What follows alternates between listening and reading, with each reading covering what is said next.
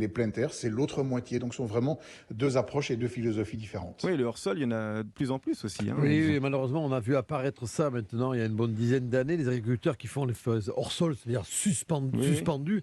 Or, c'est parce que, voilà, Par c'est des substrats honnêtement. chimiques, hein. Oui, et puis honnêtement, c'est moins pénible à ramasser parce que faut pas oublier que la terre est basse, et surtout, ça permet d'avoir une fraise qui est plus rentable. Comme vous dites, eh ben tiens, à propos, je pense à Régis Pichon et à tous les fraisiculteurs qui nous écoutent. Régis Pichon qui est en Bretagne et qui fait de la fraise pleine terre, de la fraise de Plougastel. Et là, je peux vous dire que dans la famille Pichon, on se penche pour les ramasser. Alors, c'est vrai que le gros problème, c'est qu'il y a des serres chauffées aussi pour avoir des fraises au début de l'année, Olivier, hein. Et oui, si on veut sortir des fraises dès le mois de mars, il faut chauffer les serres. Et là, on se heurte à un autre cas de conscience, c'est que le bilan carbone est 7 fois plus mauvais en termes de CO2 pour une fraise issue d'une serre chauffée que pour une fraise issue d'une serre qui prend la chaleur naturelle. Alors, côté prix, tiens, la différence entre une hors-sol et une pleine terre.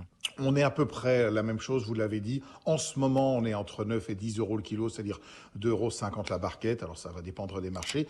En début de saison, elle était beaucoup plus chère, mais là, le prix se stabilise. Alors, le goût, c'est là aussi où il y a une différence, on va se dire les choses, hein. Oui, c'est vrai qu'il y a une différence, même si elle est foncièrement très légère, il faut vraiment la déguster côte à côte pour voir cette différence-là. Mais celle qui vient quand même de la terre a un goût plus soyeux. C'est une fraise qui a plus de puissance, qui est plus sucrée. Il faut surtout bien les cueillir à maturité parce que, encore une fois, c'est comme les pommes, on privilégie le calibre et le transport et même les gariguettes hors sol, elles sont cueillies parfois avant maturité, donc c'est pour ça qu'on les trouve trop acidulées. Totalement. Et là d'ailleurs, celle que je viens de goûter, là, que je suis en train de faire fondre sur ma langue, Ouais, c'était une fraise qui était à point, mais il faut regarder la collerette quand vous choisissez les fraises. Quand la collerette est trop blanche, c'est-à-dire que c'est la fraise qui n'est pas mûre, qui a été ramassée bien à l'avance, tandis que quand la collerette est rouge jusqu'au bout, c'est une fraise qui est vraiment à maturité.